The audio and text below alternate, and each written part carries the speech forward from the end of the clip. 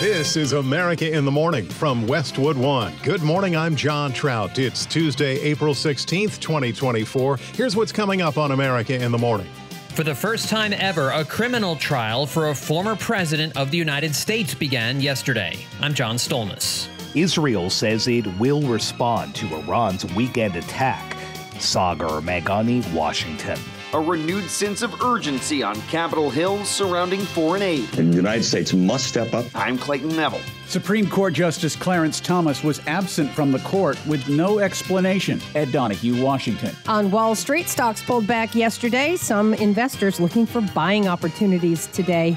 I'm Jessica Ettinger. Authorities are now confirming that the missing women from Kansas are dead. I'm Jackie Quinn. The Supreme Court is allowing Idaho to enforce its ban on gender-affirming care for transgender youth. Norman Hall, Washington.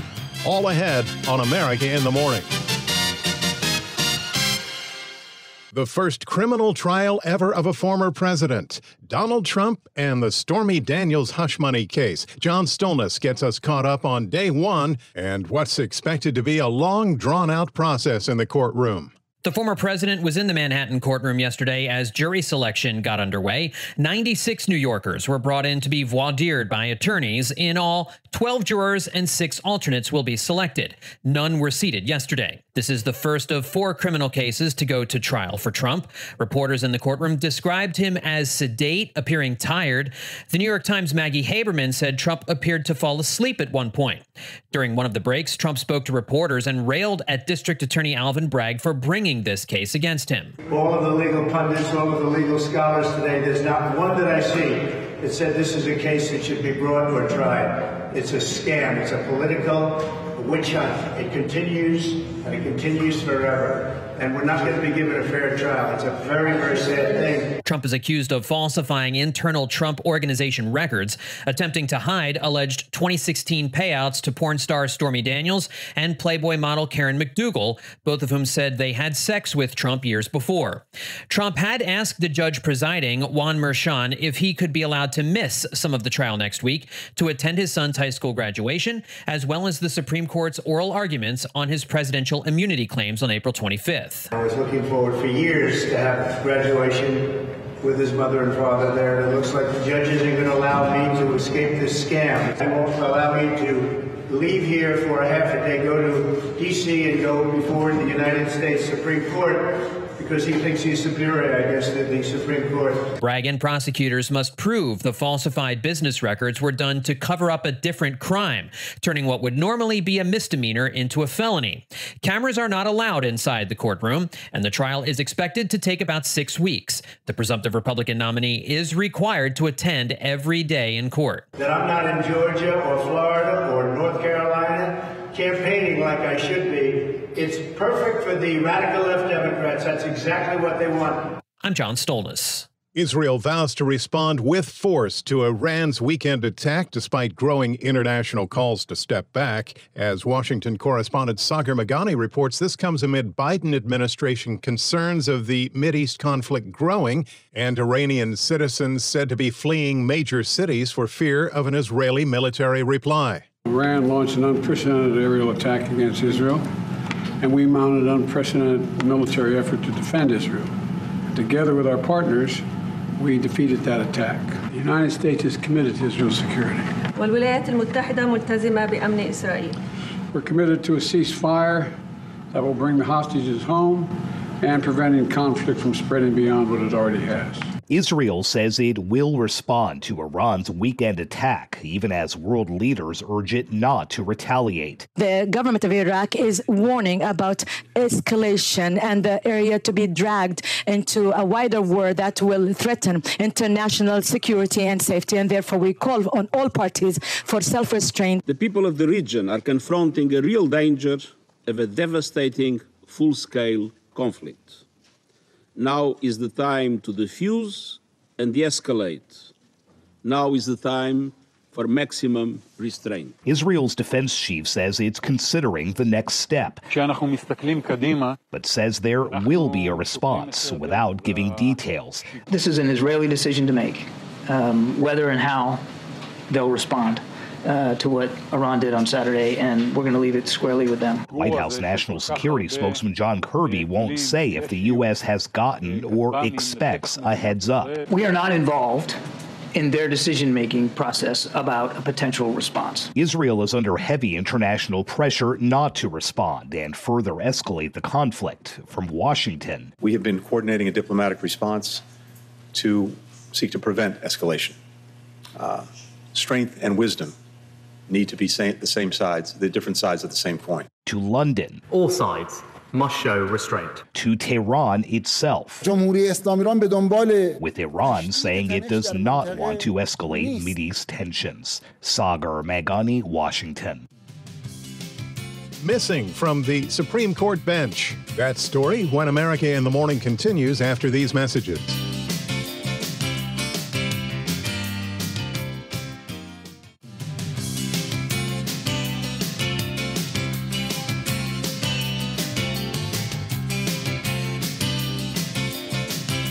Welcome back. You're with America in the Morning. AccuWeather.com meteorologist Matt Rindy has a check of the nation's forecast today. Matt? There is only one major storm system impacting the United States today and tonight, but that system will be covering a large area from the Rockies into the plains and continuing into the Great Lakes as well as portions of the Middle Atlantic. This system will start the day centered over Nebraska and will slowly move eastward, with the associated cold front also progressing through portions of Iowa, Missouri, Arkansas, and Texas. Thunderstorms will develop along this front, some of which will be strong to severe, containing gusty winds, hail, and even a tornado. These storms will continue to expand eastward into western Tennessee, northward to Illinois, Indiana, Michigan, and western Ohio by tonight. Looking to the north of the system, there will be widespread rain through the Dakotas into Minnesota and then eastward to Wisconsin. A little bit of snow in portions of the Rockies with a slushy accumulation possible. Meanwhile, the cold front that brought gusty thunderstorms to parts of Kentucky, West Virginia, and Maryland will hold nearly stationary today with a few more showers and thunderstorms along it. This front expands westward to the storm in the plains and will eventually move northward tomorrow and Thursday. North of the boundary, there will be some more settled weather with high pressure in place while plenty of sunshine and a comfortable afternoon. To the south of this front in the southeast, it'll be another very warm day with plenty of sunshine and highs mostly in the 80s. In the west, a cold front moving through the northern states will lead to clouds and a few showers, especially over the mountains. There'll also be some snow developing over the northern Rockies later today and tonight. That's the weather across America. It'll be a windy and cooler day in Wausau, Wisconsin, with rain in the afternoon and a high of 59. Savannah, Georgia will see another very warm day with plenty of sunshine and a high of 87. That's the nation's weather. I'm AccuWeather.com meteorologist Matt Rindy. Remember, you can follow us wherever you get your podcasts, Apple, Spotify, Amazon, and YouTube. Just search America in the Morning in your favorite listening app. I'm John Trout. There's a renewed push to pass aid for Ukraine and Israel in Washington following Iran's weekend attack on Israel. Correspondent Clayton Neville reports House Speaker Mike Johnson is bringing a slew of proposals to the floor after a late-day meeting on Capitol Hill. The White House again hammering the importance of passing more foreign aid for Ukraine in its war with Russia and for Israel in its continued conflict in the Middle East. National Security Council spokesperson John Kirby spoke with Fox News. They're facing threats from the Houthis, they're facing threats from Hezbollah to the north, and obviously now facing threats directly from Iran proper. We got to make sure that they have what they need. The White House urging Congress to pass the Senate supplemental funding bill. But Republicans argue the proposal doesn't address the surge of migration at the southern border like they insist that it should. Still, negotiations ramping up again in the days after Iran's airstrikes on Israel. Republican Congressman Mike Turner spoke with NBC's Meet the Press. We're at a critical point. Russia is beginning to gain ground. Ukraine is beginning to lose the ability to defend itself. And the United States must step up. As much as $14 billion being proposed for Israel, and House Republicans are considering aid for Ukraine in the form of a loan. All eyes once again focused on House Speaker Mike Johnson and the route that he chooses to take. What we'll do is bring to the House floor independent measures. We won't be voting on the Senate supplemental in its current form. Urgency to get a deal done on Capitol Hill, meanwhile, seemingly taking hold. I'm Clayton Neville. There was a noticeable absence when the U.S. Supreme Court gathered on Monday. Correspondent Ed Donahue reports. We will hear argument first this morning in Case 23-108. Before arguments were heard, Chief Justice John Roberts announced Thomas's absence, saying he would still take in the day's cases based on the briefs and transcripts of the arguments. That is sometimes said when a justice is out sick. Thomas did not take part in arguments remotely, which is done when a justice is either sick or can't be there in person. Clarence Thomas is 75 and the longest serving of the current justices. He was hospitalized 2 years ago with an infection and missed several court sessions. Ed Donahue, Washington. When we return on America in the Morning, Uncle Sam's refund check after these messages.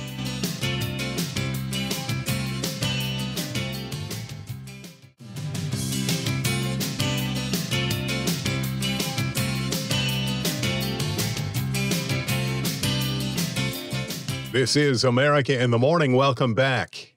The Business Report is sponsored by Fisher Investments. Fisher Investments takes a disciplined approach with investing, helping clients navigate volatile markets.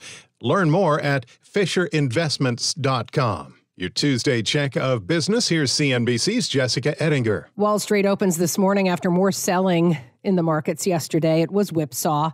The Dow was up 400 points in the morning yesterday, only to close down about 250 points. Mostly, it's worries about unrest in the Middle East.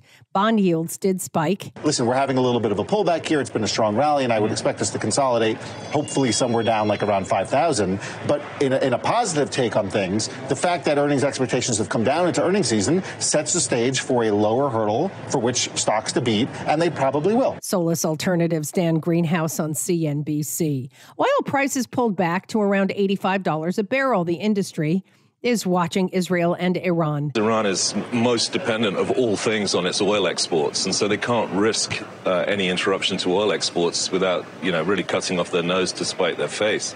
So I think that Iran is sort of trapped here as to what it can really do. Sankey Research's Paul Sankey on CNBC. Americans may love to complain about inflation, but they're out there spending like they don't care. This is a blowout number. It definitely shows that consumers can walk and chew gum at the same time. Even though energy prices and gasoline prices are rising, and we saw that in the inflation data, they're still out there buying goods. So we find that interesting, especially given the fact that in our own surveys, consumers are saying they're less keen to buy goods, but more keen on buying services, especially vacations. The Conference Board's Dana Peterson on super strong retail sales numbers for March, almost twice as high as expected. Tesla shares down 5% on reports the EV maker's cutting more than 10% of its workforce. Nike facing outrage over new U.S. Olympic track uniforms for women because they're skimpy. A high-cut bodysuit barely covers the bikini area. With tax day behind us, the IRS swamped, but it is all about one thing now for U.S. taxpayers. It's all about refunds, because for people who are owed refunds, they should just go get that money. Here's something that a lot of taxpayers don't realize. 2 out of every 3 taxpayers that are going to file are actually owed a refund. And so it's in your interest to get your taxes done, right? Because 2 out of 3 of you, we're going to pay you. That's IRS Commissioner Danny Werfel on CNBC. On today's watch list, we get a load of earnings reports from Bank of America, Johnson & Johnson, Morgan Stanley. We get new housing starts and building permits numbers. That's a read on the home construction business. And today is a freebie day. It's the annual Ben & Jerry's Free Cone Day from noon till 8 p.m. local time. There's CNBC's Jessica Ettinger with Tuesday business headlines. Coming up next, update on a story that drew national attention, the deaths of 2 women in Oklahoma, and gender-affirming care under the spotlight in Idaho. America in the Morning continues after these messages.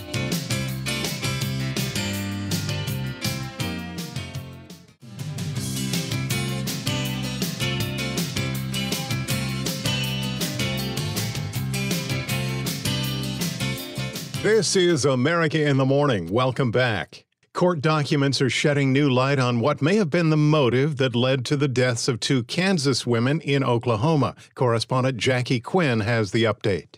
It wasn't the outcome anyone wanted. Investigators say tips led them to 4 suspects, now charged in the killings of 27-year-old Veronica Butler and 39-year-old Jillian Kelly, who were driving from Kansas to Oklahoma last month to pick up Butler's children. Texas County Sheriff Matt Boley on Cake TV says once they found the women's car empty with evidence of foul play, they found some things that just weren't adding up. Investigators realized this was not a random attack. That it was more targeted. Hunter McKee, the spokesman for the Oklahoma State Bureau of Investigation, says tips helped lead them to the suspects. Throughout the entire 14-day process in order to find these two bodies, and then also discover and find those who were responsible. Authorities say the children were recovered safely. I'm Jackie Quinn.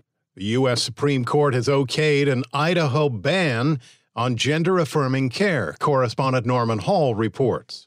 Reversing lower courts, the Supreme Court is allowing Idaho to enforce its ban on gender-affirming care for transgender youth while lawsuits over the law proceed.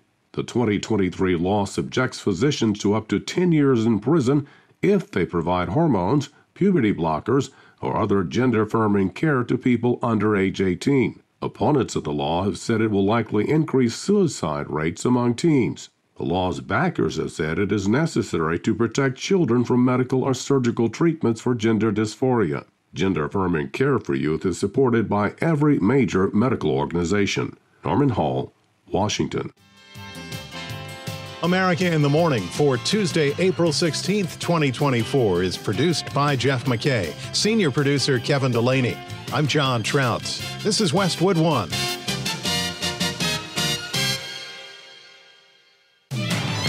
This is America in the Morning from Westwood One. Here's what's coming up this half hour. Despite a gag order, Donald Trump had a lot to say before his historic trial, Julie Walker reports. A new development in the investigation into the Key Bridge collapse in Baltimore. I'm Clayton Neville.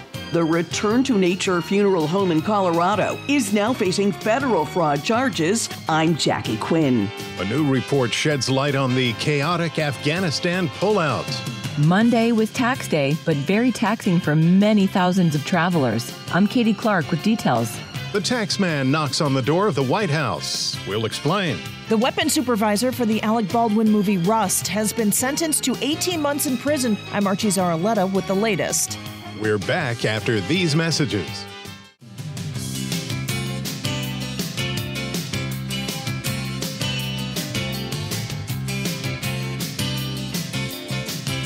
This is America in the Morning. We're halfway through April, and AccuWeather.com meteorologist Matt Rindy is still talking snow. In the west, it'll be a tale of two regions.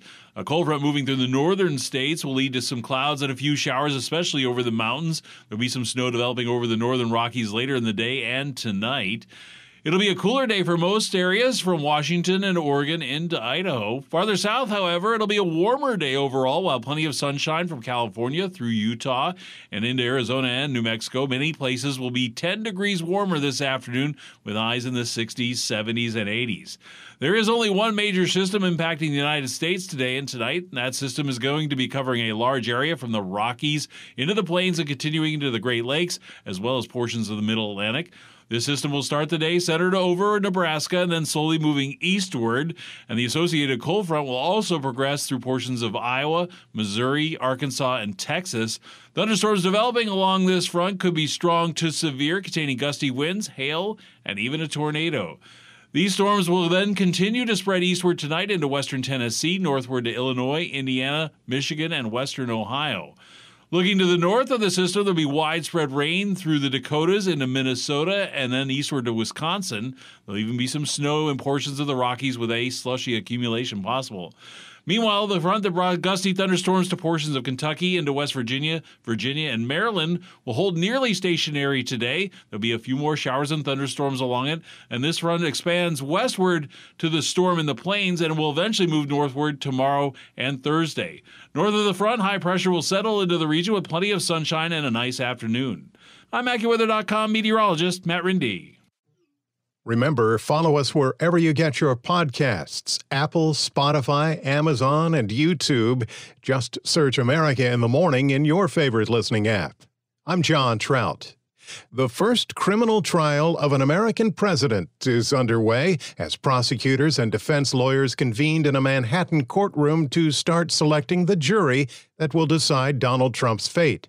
As correspondent Julie Walker reports, the day ended with no jurors chosen and plenty to say from the former president. Judge Merchan, recuse yourself! Judge Merchan, recuse yourself! Judge Merchan, recuse yourself! Judge Merchan, recuse yourself! Before walking into court for the start of his hush money criminal trial, Donald Trump said the case should never have been brought. Said this is an outrage that this case was brought. This is political persecution. This is a persecution like never before. Nobody's ever seen anything like it. And again, it's a case that should have never been brought. It's an assault on America. Jury selection hadn't even begun in Donald Trump's hush money criminal trial when prosecutors asked the judge to fine him $3,000 over social media posts they say violate a gag order. Trump called witnesses Michael Cohen and Stormy Daniels two sleazebags. Trump's lawyers say he was responding to their public statements and the posts don't violate the gag order. Meanwhile, on his way into court, Trump called the case politically motivated. This is really an attack on a political opponent. That's all it is. Trump has pled not guilty to charges of falsifying business records as part of an alleged effort to keep stories about his sex life from emerging during his 2016 campaign. And that's why I'm very proud to be here. This is an assault on our country. And it's a country that's failing. It's a country that's run by an incompetent man who's very much involved in this case. This is really an attack on a political opponent. That's all it is. So I'm very honored to be here. Inside the courtroom, Trump has been watching along during pretrial matters at the defense table on his own computer screen as the DA plays evidence that his lawyers argue should be out of the trial. Among those things, his E. Jean Carroll deposition snippet where he defended his infamous Access Hollywood statement about grabbing women. And examples of tweets that the ADA said show Trump's pressure campaign on Michael Cohen not to flip. Cohen is playing a star role in the hush money case in which Trump says he's not guilty. At criminal court in Manhattan, I'm Julie Walker.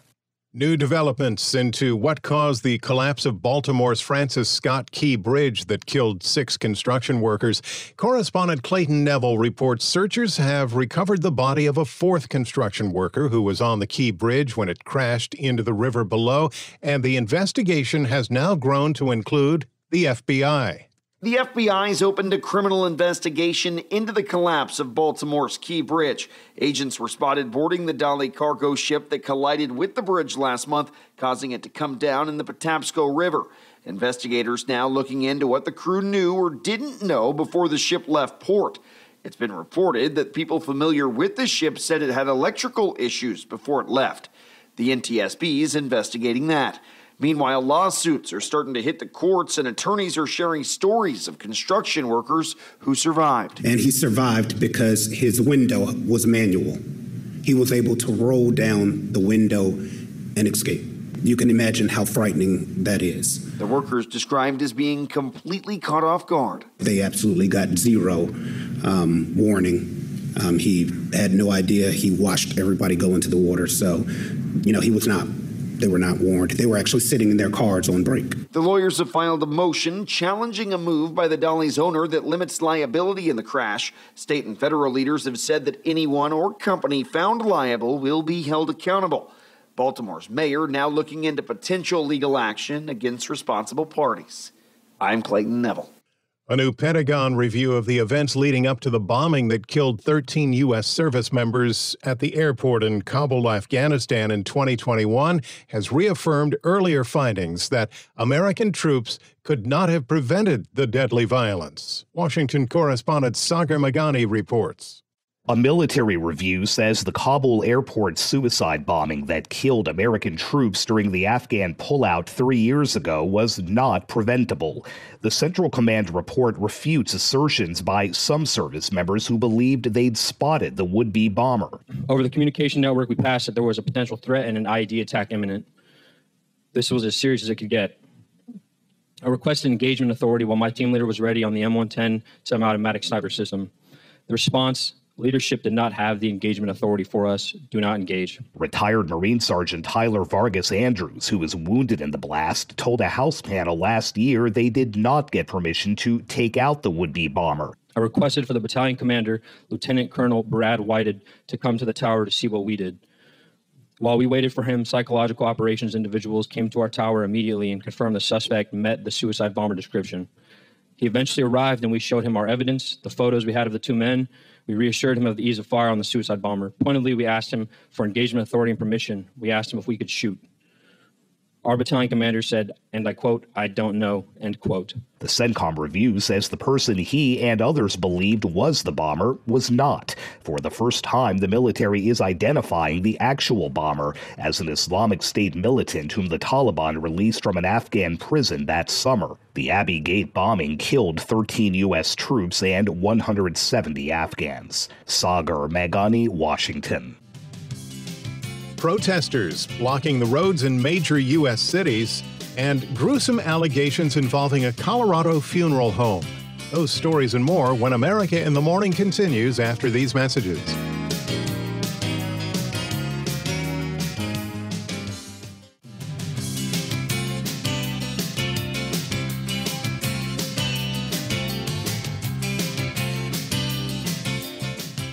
Welcome back. You're with America in the Morning. I'm John Trout. There's even more trouble for the owners of a Colorado funeral home where authorities found nearly 200 decomposing bodies.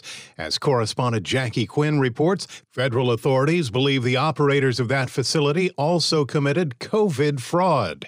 The couple who owned the Return to Nature funeral home in Colorado is now facing federal fraud charges for falsely obtaining pandemic relief funding. Federal authorities are now accusing Colorado funeral home owners John and Carrie Halford of using nearly $900,000 in federal COVID relief funding to buy cars, vacations, cosmetic procedures, jewelry, and tuition for their child. That's in addition to collecting $130,000 from families who thought they were paying for burial or cremation services, which allegedly were never provided. It's suspected they were given fake ashes and fraudulent certificates. I'm Jackie Quinn. Protests led by a pro-Palestinian group caused frayed nerves for drivers and massive traffic jams in cities including New York, Chicago, and Oakland. Katie Clark reports it also led to dozens of arrests. A group called A15 called for a National Day of Action in the United States and around the world in support of Palestine, bringing attention to the war in Gaza and to call for the United States to stop sending money to fund Israel. Their intention was to create maximum disruption and economic impact. In Chicago, 40 people were arrested as a freeway into O'Hare Airport was blocked for hours during rush hour. People were seen taking their luggage and walking towards the airport from the cars stuck behind the closure. New York's Brooklyn Bridge was closed. Around San Francisco, Interstate 880 in Oakland was blocked, and the Golden Gate Bridge into San Francisco was closed for hours. There, protesters used 55-gallon drums full of cement to block the roadway and chain themselves to the drums and their cars. Eugene, Seattle, Miami, and San Antonio all saw huge turnouts. I'm Katie Clark. Well, even the commander-in-chief's not immune from paying taxes. President Joe Biden and First Lady Dr. Jill Biden earned purportedly just under $620,000 in 2023, according to their joint tax return released by the White House. The Bidens paid just over $146,000 in federal income tax, making their tax rate about 23%. They also reported charitable donations of over $20,000. Along with the Bidens, the White House also released the tax returns of Vice President Kamala Harris and her husband, which showed the pair making $450,000 last year and paying about 20% of that in federal taxes. America in the Morning continues. Correspondent Norman Hall reports Tesla is planning to trim their workforce. Multiple media outlets are reporting that Tesla is planning to lay off about a tenth of its workforce as it tries to cut costs due to dismal first-quarter sales. CEO Elon Musk detailed the plans in a memo sent to employees. The layoffs could affect about 14,000 of the 140,000 workers employed by the Austin, Texas company at the end of last year. The New York Times and CNBC reported that Musk cited the need for cost reductions and increased productivity. Tesla sales fell sharply last quarter as competition increased worldwide, electric vehicle sales growth slowed, and price cuts failed to draw more buyers. I'm Norman Hall. A hot new social media platform's getting a lot of attention using a pretty familiar input method, your own voice. Here's Chuck Palm with that in today's Tech News. Venture capitalist Naval Ravikant has rolled out a social media app centered around communicating through voice notes. The app would work similar to Elon Musk's X platform and Meta's Threads. The new app AirChat has seen thousands of downloads across Android and the Apple Store and has seen thousands of requests for the app even though the program is currently invite-only. Like most social media programs, it allows users to post, scroll through the feed, and message each other privately in the form of audio recordings. Ravikant, one of the initial investors in Uber, said that humans are all meant to get along with other humans. It just requires the natural voice. He posted on AirChat. The AirChat app also posts a transcribed text message along with the voice, and most users said it seems to be really accurate. Leave a comment at allthetoptech.tech. I'm Chuck Palm. From did not finish to finishing first, an Ethiopian man has run away from the pack to win the Boston Marathon. Correspondent Gethin Coolball reports. Sise Lema of Ethiopia ran alone for most of the Boston Marathon to win in 2 hours, 6 minutes, and 17 seconds. Helen Obiri repeated as the women's winner. She outsprinted Sharon Lokedi down Boylston Street to win by 8 seconds. Switzerland's Marcel Hug righted himself after crashing into a barrier when he took a turn too fast and still coasted to his 7th win in the men's wheelchair race. Eden Rainbow Cooper won the women's wheelchair race. Nearly 30,000 runners left Hopkinton for the 128th Boston Marathon. The sleepy New England town celebrated its 100th anniversary as the course's starting line. Gethin Coolbaugh, Hopkinton, Massachusetts. And with more in sports, here's the Tuesday edition with America in the Morning's Robert Workman.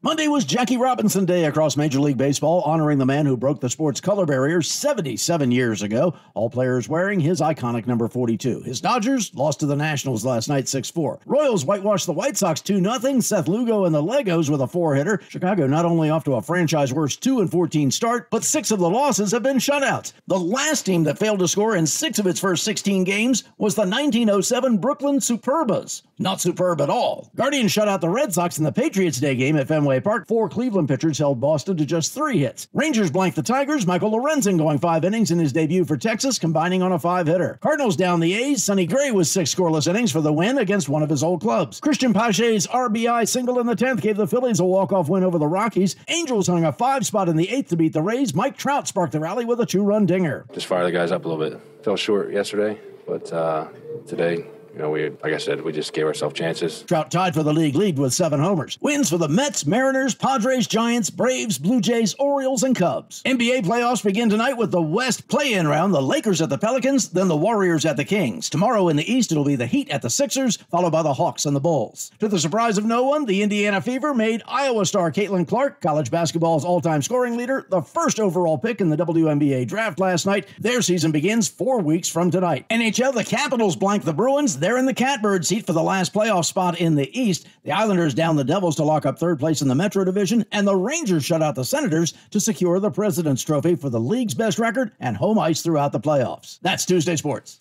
Robert Workman with sports. When we return on America in the Morning, they didn't start the fire, but these concert fans are upset. That and more after these messages.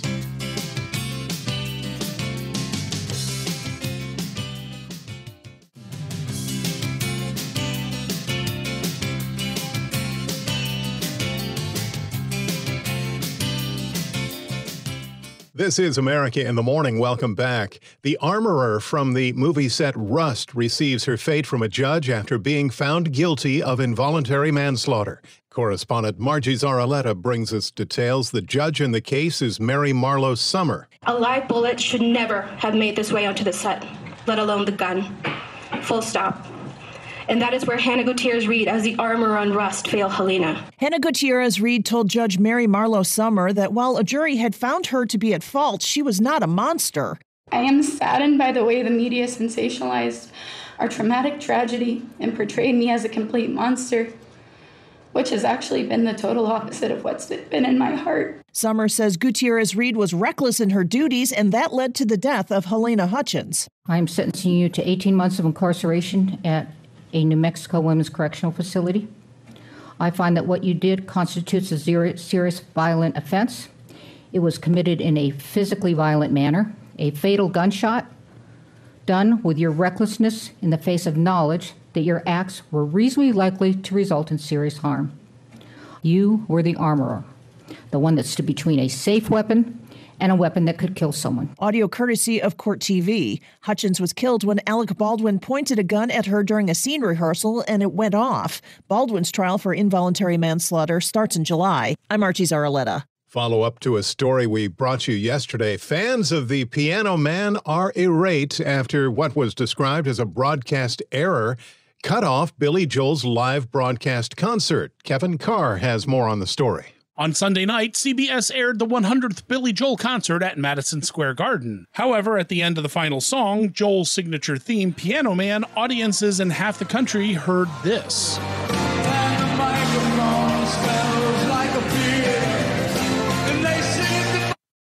Of course, real fans knew where they sat and what they put in the jar, but it was an anticlimactic ending for an otherwise powerful night. On Monday, CBS revealed the problem was due to a, quote, network programming timing error. Earlier on Sunday, CBS aired the Masters tournament, and after live coverage ran about a minute over, they did not account for the small but critical change.